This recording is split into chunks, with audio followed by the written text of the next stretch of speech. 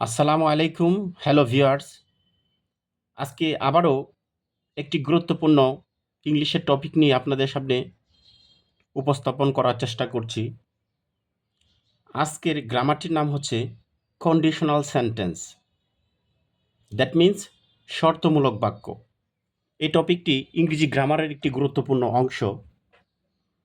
এই গ্রামারটি বেসিক্যালি যেসব student class 6, 7, 8, 9, 10 এবং ইন্টারমিডিয়েটের স্টুডেন্ট আছেন,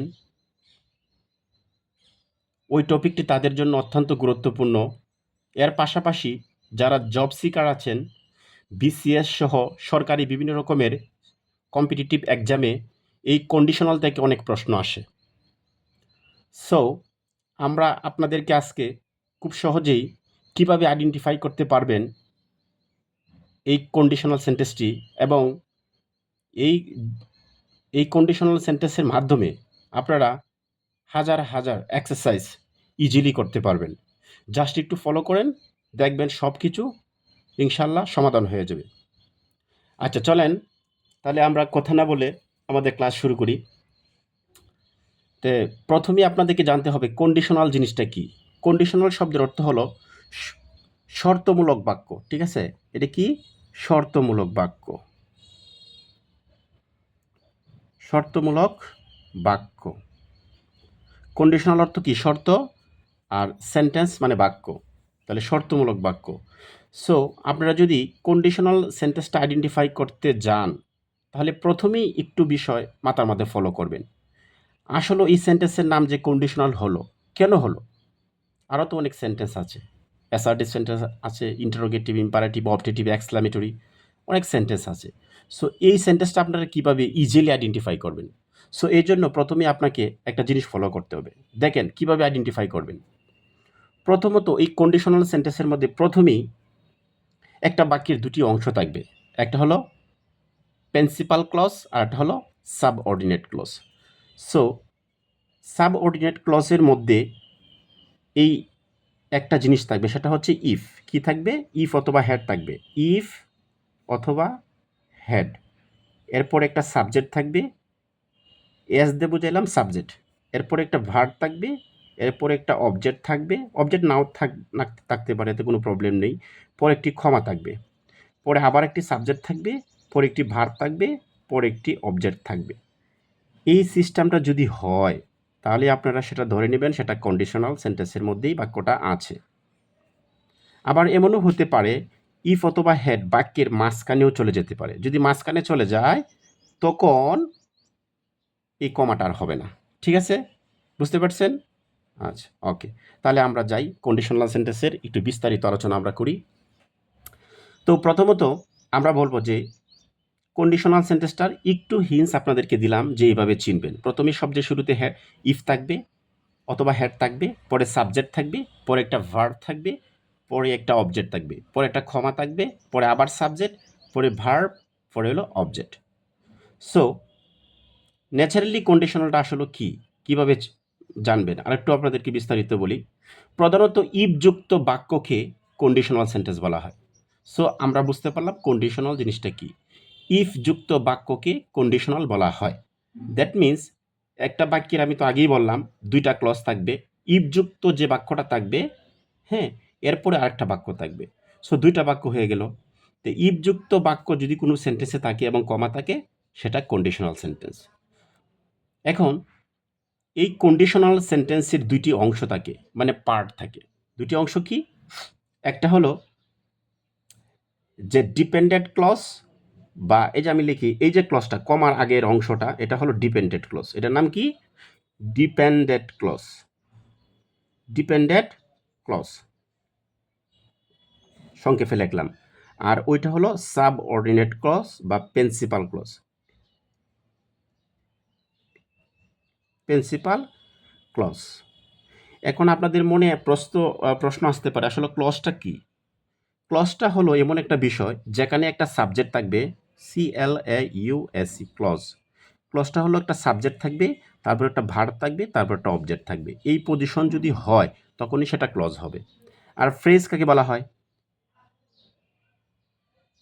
ফ্রেজ মিন্স হলো যেখানে একগুচ্ছ এলোমেলো ওয়ার্ড থাকবে, যেখানে সাবজেক্টের পরে ভার্ব এবং অবজেক্ট থাকবে না, উল্টাপাল্টা একগুচ্ছ ওয়ার্ড থাকবে। যেমন with a view to, look for what to, get use to, এরকম একটা সেন্টেন্স থাকবে যেখানে সাবজেক্টের পরে ভার্ব থাকবে না, সেটা হলো ফ্রেজ। আচ্ছা চলেন, তাহলে আমরা বুঝতে পারলাম ইফযুক্ত বাক্যাংশকে ডিপেন্ডেন্ট ক্লোজও বলা হয়, এবং এই যে ইফযুক্ত যে বাক্যটা আছে এটা আবার ডিপেন্ডেন্ট ক্লোজও আপনি বলতে পারবেন, ঠিক আছে? আচ্ছা, এবং এই যে ডিপেন্ডেন্ট ক্লজ বলা হয়, এবং দ্বিতীয় অংশ, এই যে ক্ষমার পরে যে একটা অংশ থাকে সেটা বলা হয় কি দ্বিতীয় অংশ। দ্বিতীয় অংশকে আমরা বলা principal clause. That means if এবং হ্যাড যে বাক্যের ক্লজের মধ্যে থাকবে সেটাই হলো dependent clause or subordinate clause. Okay, আর যেখানে ইফ অথবা হ্যাড থাকবে না, পরবর্তী যে একটা ক্লজ আছে সেটাই হলো প্রিন্সিপাল ক্লজ। বুঝতে পারছেন? আচ্ছা ঠিক আছে, তাহলে আমরা কি করলাম, ডিপেন্ডেন্ট এবং প্রিন্সিপাল ক্লজ এটা চিনতে পারলাম। এখন এই কন্ডিশনাল সেন্টেন্স মোট কোনো কোনো বই আছে 3 প্রকার, আবার কোনো কোনো বই আছে 4 প্রকার। সো আপনাদেরকে আমি 4 প্রকারই দেখাবো যাতে আপনাদের কোনো প্রবলেম না হয়। তো কন্ডিশনাল সেন্টেন্স হচ্ছে 4 প্রকার। এক হলো ফার্স্ট কন্ডিশনাল।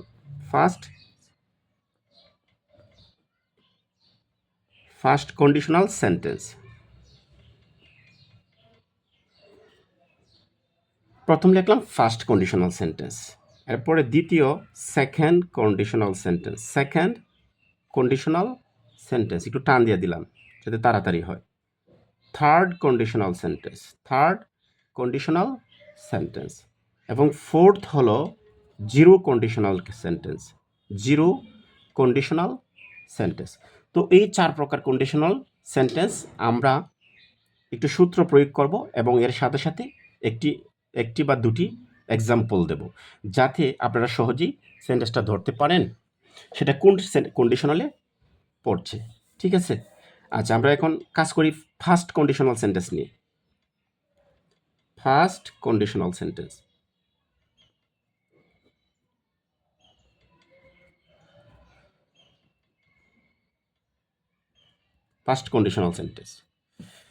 আচ্ছা আমরা ইচ্ছা করলে একটু মার্কিং করে দিতে পারি একটু সুন্দরের জন্য যাতে আপনারা সহজেই ধরতে পারেন। ফার্স্ট কন্ডিশনাল সেন্টেন্স, এখন ফার্স্ট কন্ডিশনাল সেন্টেন্স গঠন করতে গেলে আমাদের একটা স্ট্রাকচার একটু ফলো করতে হবে।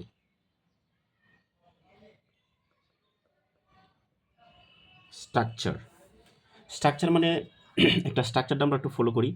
স্ট্রাকচার মানে কি, প্রথমেই একটা সাবজেক্ট লিখবো, প্রথমে কি লিখবো, একটা সাবজেক্ট, এসইউবি মানে সাবজেক্ট, এরপরে লিখবো ভার্বের প্রেজেন্ট ফর্ম শব্দের অর্থ হলো V1, এটাকে আমরা বলি ভার্বের প্রেজেন্ট ফর্ম।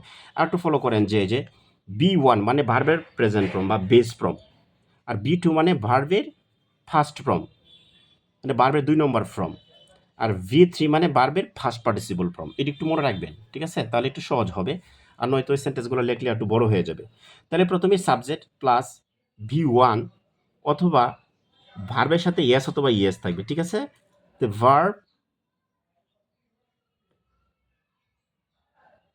ভার্ব এর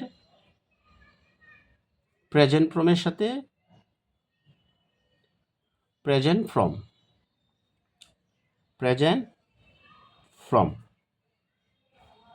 এর সাথে এস অথবা ইএস থাকবে। আচ্ছা এরপরে কি, প্লাস এস বাই ইএস তো দিলেন, ঠিক আছে? এরপরে প্লাস অবজেক্ট, এটা একটা অংশ। তাহলে আমরা কি বললাম, সাবজেক্ট প্লাস ভার্বের V1 এর সাথে B1 মানে ভার্বের প্রেজেন্ট ফর্ম আর কি, এর সাথে ইয়েস অথবা ইয়েস থাকবে প্লাস অবজেক্ট, এরপর একটা ক্ষমা থাকবে, কি থাকবে, একটা ক্ষমার পরে আবার এখানে একটা লিখবেন কি, একটা সাবজেক্ট লিখবেন, সাবজেক্ট লেখার পরে এখানে লিখবেন কি, শেল লিখবেন অথবা এইভাবে দিই, অথবা উইল লিখবেন, ঠিক আছে? শেল অথবা উইল অথবা মে অথবা কি লিখবেন, ক্যান লিখতে পারেন, আরও লিখতে পারেন মাস্ট লিখতে পারেন,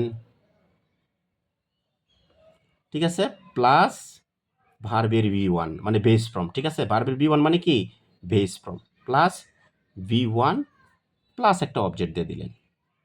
এটা হলো ফার্স্ট কন্ডিশনাল একটা স্ট্রাকচার।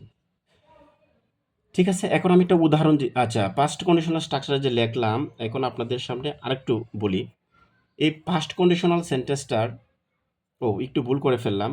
এখানে একটা ইফ হবে, কি হবে, প্রথমে একটা ইফ হবে, ইফ প্লাস সাবজেক্ট, ঠিক আছে, if plus subject plus V1 মানে ভার্বের প্রেজেন্ট ফর্ম, এর সাথে এস বা অথবা ইয়েস প্লাস অবজেক্ট। এর পরবর্তী অংশটা হবে সাবজেক্ট শেল অথবা উইল, ঠিক আছে, অথবা মে অথবা ক্যান অথবা মাস্ট, প্লাস এরপরে ভার্বের V1 মানে বেস ফর্ম আবার ব্যবহার করবেন প্লাস অবজেক্ট। এটাই হলো আপনার ফার্স্ট কন্ডিশনালের স্ট্রাকচার। সো যদি একটা উদাহরণ দিই তাহলে একটু সহজ হবে। কি, ভিজ মানে হলো উদাহরণ বা এক্সাম্পল, ঠিক আছে। তাহলে ইফ ইউটা দেই, প্রথমে ইফ লাগবে, হ্যাঁ, if you work,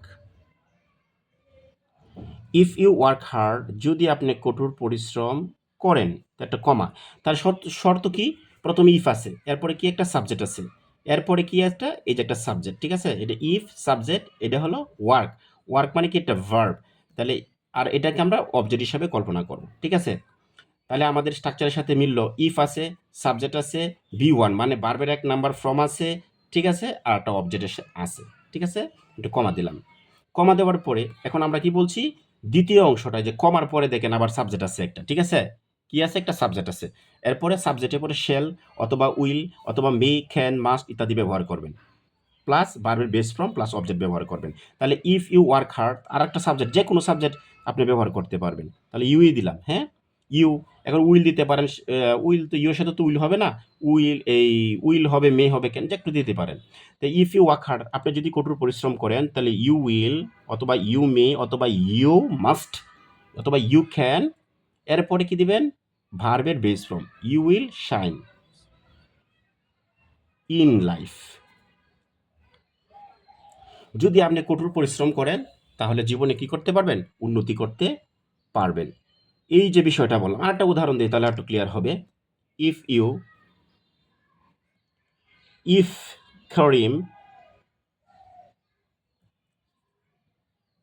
Karim invite me, invite না, ইনভাইটস হবে, ঠিক আছে, কারণ সাবজেক্ট তো তার পার্সন সিঙ্গুলার নাম্বার, বারোর সাথে এস বাই এস দিতে হবে। আচ্ছা, ইফ করিম ইনভাইটস মি, করিম যদি আমাকে দাওয়াত করে, তাহলে দিবা কি, I I may I may join the party, অথবা আই মে মিট ইউ, আমি তোমার সাথে কি করব, সাক্ষাৎ করব। এই দেখেন সাবজেক্টের পরে একটা মোডাল ভার্ব আনলাম, মে, এরপরে বেস ফর্ম, এরপর একটা অবজেক্ট। এই দেখেন সাবজেক্ট শেল অথবা উইল অথবা মে, এটা একটা ব্যবহার করলেন, এরপরে V1 মানে বেস ফর্ম, মেট, ঠিক আছে, ভার্বের বেস ফর্ম হলো মিট, এরপর একটা অবজেক্ট ব্যবহার করে দিলেন। সো এইভাবে যদি আপনারা করেন তাহলে সহজেই ইজিলি ফার্স্ট কন্ডিশনাল সেন্টেন্সটা বুঝতে পারবেন। আবার এমনও হতে পারে যদি ইফটা এই বাক্যের মাঝখানে চলে যায়, তাহলে আপনাকে কিভাবে করবেন। তাহলে আমি এই ক্লজটা দেখেন, এই যে একটা ক্লজ, এটা কি বলেন তো, এটা একটা ক্লজ, এটা কি একটা ক্লজ, এটাও কি একটা ক্লজ।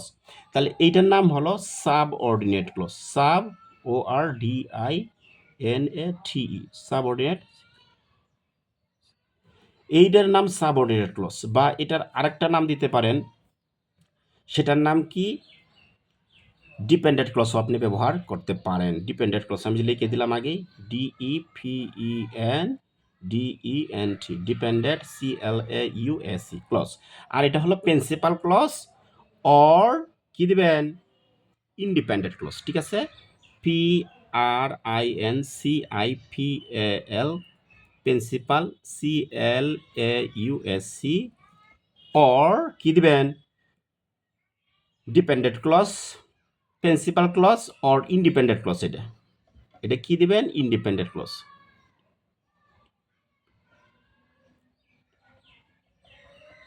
ঠিক আছে, তাহলে এতটুকু আমরা দিলাম। হ্যাঁ, এখন এটার আমি আর একটু কাজ করতে পারি। সেই কাজটা হচ্ছে, আমি যদি কমাটা তুলে দিই তাহলে কিভাবে করব, হ্যাঁ, যদি আমি কমা তুলে দেই তাহলে আমরা কিভাবে কাজ করব? তাহলে আমি লিখি আই মে মিট ইউ, আমি তোমার সাথে সাক্ষাৎ করব, ইফটা একটু সব মাঝখানে দিয়ে দিলাম। If Karim invite me, if Karim invites me. দেখছেন বন্ধুরা, যদি ইফটা মাঝখানে দিই তাহলে কমাটা চলে যাবে। আশা করি ফার্স্ট কন্ডিশনাল সেন্টেন্সটা সঠিকভাবে বুঝতে পারছেন। আর যদি না বুঝতে পারেন অবশ্যই আপনারা কমেন্ট করে জানাবেন। এখন আমরা যাব second conditional sentence. Second conditional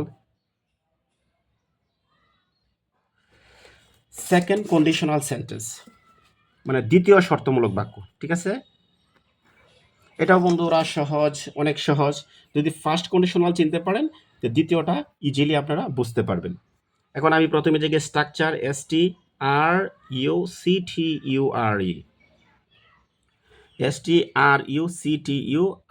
structure মানে গঠন। এখন দেই প্রথমে একটা ইফ থাকবে প্লাস, এরপরে একটা সাবজেক্ট থাকবে প্লাস, এরপরে বি টু মানে বার্বের 2 নম্বর ফর্ম থাকবে। 2 নম্বর মানে কি ফার্স্ট ফর্ম থাকবে প্লাস, এরপরে থাকবে একটা অবজেক্ট, এরপরে একটা থাকবে কমা, এরপরে থাকবে আবার একটা সাবজেক্ট। এই সাবজেক্টের পরে আবার ওই জায়গায় আপনারা দিয়েছিলেন কি শেল দিয়েছিলেন, উইল দিয়েছিলেন, মে, ক্যান, এগুলো হলো ফার্স্ট কন্ডিশনাল সেন্টেন্স এখানে দিয়েছিলেন। শেল, উইল, মে, ক্যান ইত্যাদি আপনারা দিয়েছিলেন। এখন আমরা এই শেলের জন্য আমরা শেল দিব না, আমরা শেলের জন্য কি দিব শুড, উইলের জন্য দিব কি উড, ক্যানের জন্য কি দিব কুড, তো শেলের জন্য কি দিব শুড, উইলের জন্য কি দিব উড, উড দিব, মেয়ের জন্য কি দিব মাইট। ঠিক আছে, এইগুলো আপনারা ব্যবহার করে পরে দিবেন প্লাস V1 মানে আবার ভার্বের বেস ফর্ম প্লাস পরে দিবেন object. That means first conditional সেন্টেন্সের মধ্যে কিন্তু V1 দিয়েছিলেন এই জায়গায়, তো সেকেন্ড কন্ডিশনাল সেন্টেন্সের মধ্যে ভার্বের বেস ফর্মই দিতে হবে। একটা উদাহরণ দিই, ধরি সাপোজ এরকম, ইফ ইউ লাভ মি, লাভ না এখানে কি হবে লাভড মি, যদি তুমি আমাকে ভালোবাসতে তাহলে কি আই উড লাভ ইউ, কি লাভ ইউ। দেখেন এই যে সেন্টেন্সটা আমি লিখলাম, ইফ লিখলাম, সাবজেক্ট লিখলাম, ভার্বের B2 লিখলাম। ঠিক আছে, এই যে B2 সাথে B2 লিখলাম, এই যে ধরেন সাবজেক্টটা লিখলাম। ঠিক আছে, এই যে ইফটা লিখলাম এবং কি লিখলাম এই যে ভার্বের B2 লিখলাম। ঠিক আছে, B2 লেখার পরে এটা হলো অবজেক্ট হিসেবে ধরেন, এটা অবজেক্ট লিখলাম, তাহলে ওই শর্তের সাথে কিন্তু আমাদের এটা মিলছে। ঠিক আছে, তখন পরবর্তী স্ট্রাকচারটা আমরা কীভাবে গঠন করলাম, এই যে দেখেন আবার সাবজেক্ট দিলাম, আবার একটা শুড, কুড, উড, মাইট একটা আমরা ব্যবহার করলাম, এরপরে কি দিলাম এই যে B1 মানে ভার্বের বেস ফর্ম একটা ব্যবহার করলাম, এরপরে একটা অবজেক্ট ব্যবহার করলাম। ঠিক আছে বন্ধুরা, এই সিস্টেমটা করলাম, তখন এটা হয়ে গেল সেকেন্ড কন্ডিশনাল সেন্টেন্স। ঠিক আছে, এইভাবে যদি আপনারা করেন, আবার আবার উদাহরণ দিতে পারি, ইফ ইউ ওয়ার্ক, দেই ওয়ার্ক, হ্যাঁ আগে দিয়েছিলাম work, if you work me, তুমি যদি আমার সাথে কাজ করো, কমা। ঠিক আছে, পরে ইফ ইউ ওয়ার্ক মি, তুমি যদি আমার, ইফ ইউ ওয়ার্ক মি তুমি যদি আমার সাথে কাজ করো, তো ইউ যে কোনো সাবজেক্ট ব্যবহার করতে পারেন। ইউ উড, ইউ উড কি দিতে পারেন SHINE, you would shine in life, তুমিও জীবনে কি করতে পারবে উন্নতি করতে পারবা। এখন এই বন্ধুরা এই সেন্টেন্সটাকে আমি যদি কমাটা আমি তুলে দিই তাহলে ইফটা এইদিকে চলে আসবে, এই ক্লজটা সামনে আসবে আর ওই ক্লজটা এইদিকে চলে যাবে। ঠিক আছে, তো আবার যদি আমি বলি আপনাকে এইভাবে ইফটা এইভাবে নিয়েই দেখাই, you would you would shine in life, তাহলে ইফ এই যে ইফটা নিলাম এদিকে, কমাটা উঠে যাবে। ঠিক আছে, you work you worked me, তাহলে হলো কি you would shine in life, তুমি জীবনে উন্নতি করবে ইফ ইউ ওয়ার্কড মি, তুমি যদি আমার সাথে কাজ করো। এই যে ইফটা মাঝখানে নিয়ে গেলাম, তখন বন্ধুরা এইটা কিন্তু প্রিন্সিপাল ক্লজ হয়ে গেল, আর এটা কি হয়ে গেল? Subordinate clause. ঠিক আছে? আচ্ছা, তাহলে আমরা সেকেন্ড কন্ডিশনাল ক্লিয়ার করলাম। এখন আমরা যাব থার্ড কন্ডিশনাল সেন্টেন্স। ভিডিওটা একটু বড় হয়ে যাচ্ছে, একটু ধৈর্য ধরে বন্ধুরা দেখেন, তাহলে ইনশাল্লাহ আশা করি কন্ডিশনাল সেন্টেন্স নিয়ে আপনাদের কোনো চিন্তা করতে হবে না। Third conditional sentence.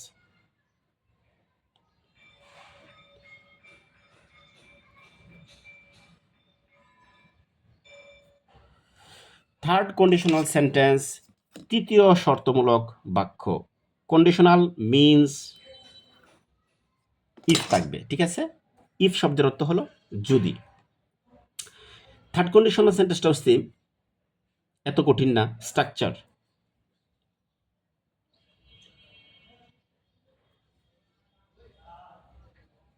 প্রথমে একটা কি থাকবে? ইফ থাকবে। প্রথমে কি থাকবে? একটা ইফ থাকবে। এরপরে কি থাকবে?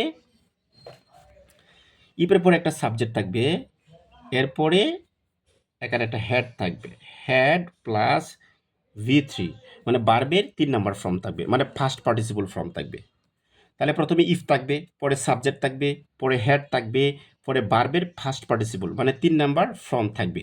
এরপরে একটা অবজেক্ট থাকবে। কি থাকবে? একটা অবজেক্ট। অবজেক্টের পরে এনে একটা ক্ষমা থাকবে। ঠিক আছে? এরপরে আবার একটা সাবজেক্ট হবে। এরপর would have, could have, might have ব্যবহার করবেন। কি দিবেন? Would have. শুধু অতিরিক্ত সেকেন্ড কন্ডিশনালে ছিল উড, কুড, মাইট এরকম ছিল, শুধু এখানে থার্ড কন্ডিশনালে শুধু একটা হ্যাভ যুক্ত করবেন। তো উড হ্যাভ অথবা কুড হ্যাভ, কুড হ্যাভ অথবা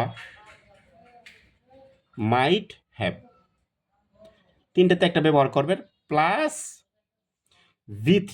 দেখেন বন্ধুরা, এখানে কিন্তু সবটির মধ্যে B1 ব্যবহার করেছিলেন, ওই যে কন্ডিশনাল সেন্টেন্সের মধ্যে, হ্যাঁ, ওই জায়গার মধ্যে B1 ব্যবহার করেছিলেন, কিন্তু এখানে থার্ড কন্ডিশনাল সেন্টেন্সের মধ্যেই কি করবেন?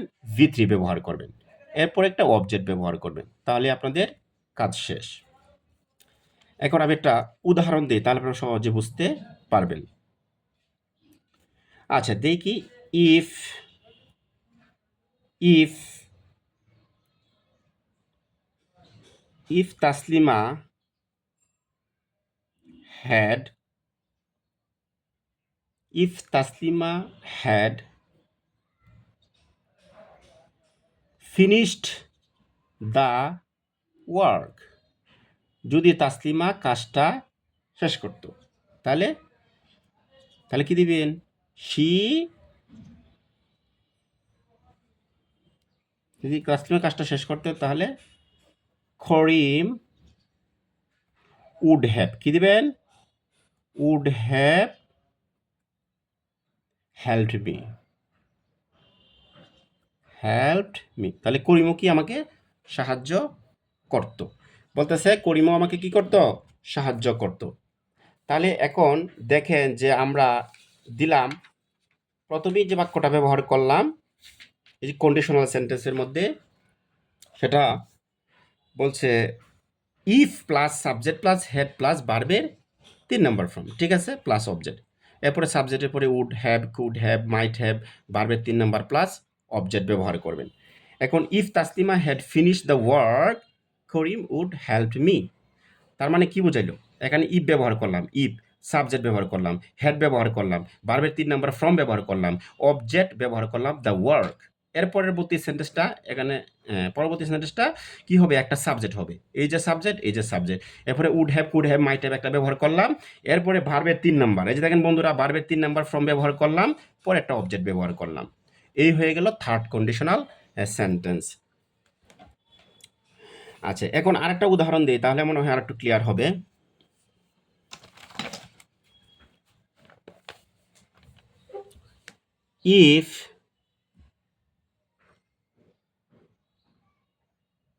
if you had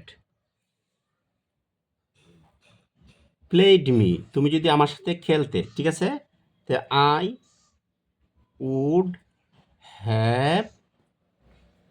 I would have played you,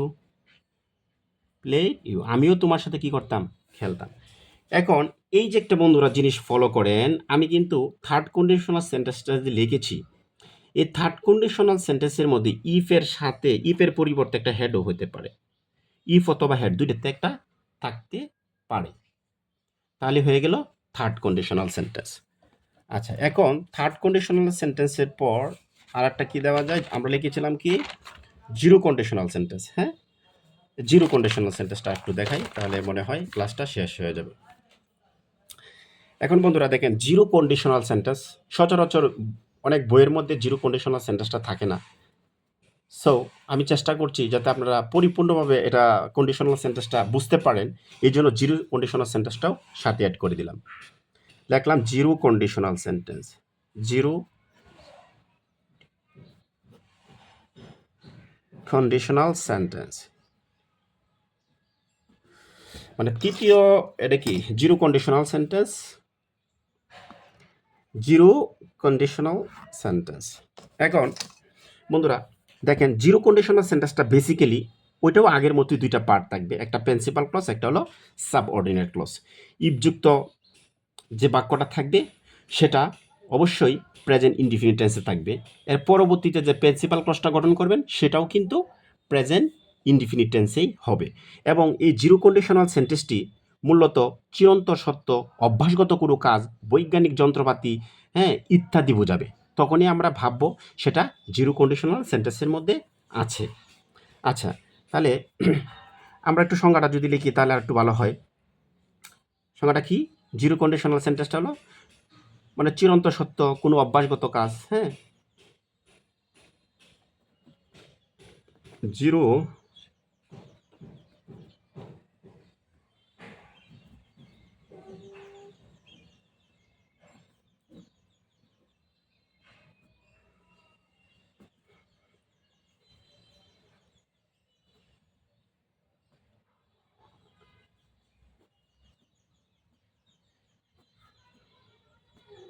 কোনো অভ্যাসগত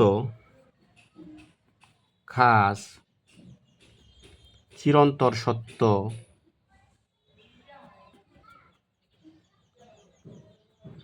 বৈজ্ঞানিক যন্ত্রপাতি,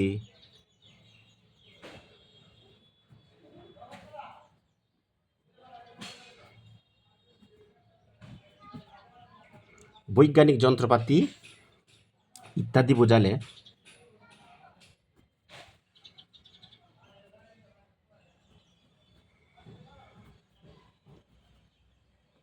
জিরো কন্ডিশনাল সেন্টেন্স ইউজ করতে হয়।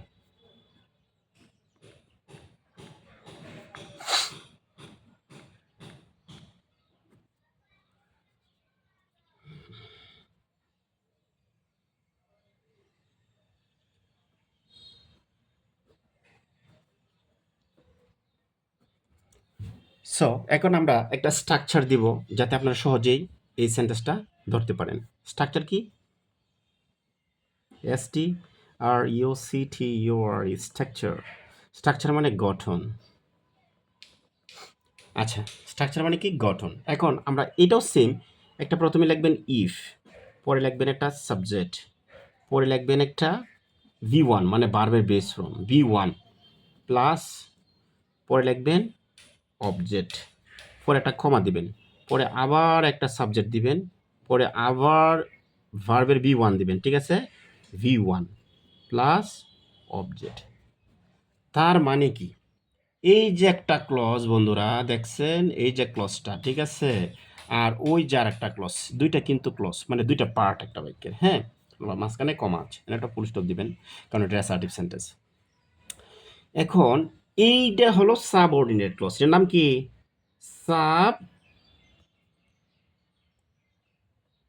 Subordinate clause. আর এর নাম কি? Principal clause. Principal clause. আচ্ছা, এখন দেখেন জিরো কন্ডিশনাল সেন্টেন্সটা সাধারণত কি হয়? অভ্যাসগত কোনো কাজ, চিরন্তর সত্য, হ্যাঁ, বৈজ্ঞানিক যন্ত্রপাতি ইত্যাদি বোঝালে কিন্তু জিরো কন্ডিশনাল সেন্টেন্সটা হয়। এখন আমি স্ট্রাকচারটাও আপনাদেরকে দিলাম। ওই ওই যে ইফযুক্ত অংশটা থাকবে ওইটাও প্রেজেন্ট ইনডিফিনিট টেন্সে থাকবে, এবং পরবর্তী যে একটা ক্লজ থাকবে ওইটাও কি থাকবে? প্রেজেন্ট ইনডিফিনিট টেন্সেই থাকবে। দুইটা ক্লজেই প্রেজেন্ট ইনডিফিনিট টেন্স। তখনই আপনি ধরে নেবেন সেটা অবশ্যই জিরো কন্ডিশনাল সেন্টেন্সের মধ্যে আছে। এখন আমি একটা উদাহরণ যদি আপনাদেরকে দেই তাহলে জিনিসটা আর একটু ক্লিয়ার হবে। কি দেওয়া যায়? একটা উদাহরণ, ইফ ইউ হিট আইস, যদি আপনি কি করেন, ইফ অর্থ যদি, ইউ হিট আইস, যদি বরফকে আপনি হিট করেন, ঠিক আছে, তাহলে কি করবে? ইট মেলস, ইট মেলস, মানে এটা কি গলে যাবে, ঠিক আছে। তাহলে দেখেন ইফযুক্ত বাক্যটা দেখেন এটা প্রেজেন্ট টেন্সে আছে, পরবর্তী অংশটাও কিন্তু প্রেজেন্ট টেন্সে আছে, ঠিক আছে। আচ্ছা, আবার লিখি, if it is summer,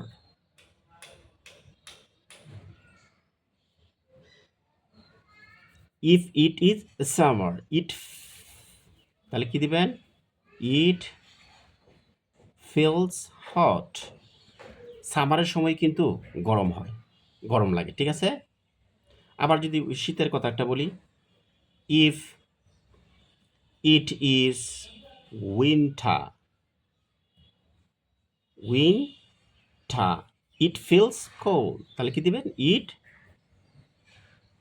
feels cold, শীতের সময় ঠান্ডা অনুভব করবেন। ইফ ইট ইজ উইন্টার, যদি শীত হয়, হ্যাঁ, তাহলে ইট ফিলস কোল্ড, শীতের সময় কিন্তু আমরা ঠান্ডা অনুভব করি, ঠিক আছে।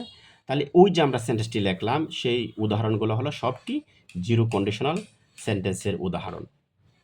সো বন্ধুরা, এই যে জিরো কন্ডিশনাল সেন্টেন্সের উদাহরণগুলো লিখলাম, হ্যাঁ, আপনারা যদি এগুলা একটু ফলো করেন সবটি 4টা কন্ডিশনাল সেন্টেন্স, তাহলে আপনারা সহজেই ইজিলি বুঝতে পারবেন। আর একটা কথা আছে যে বৈজ্ঞানিক যন্ত্রপাতি সম্পর্কে একটা উদাহরণ দেই, তাহলে আরেকটু আপনাদের ধারণাটা ক্লিয়ার হবে।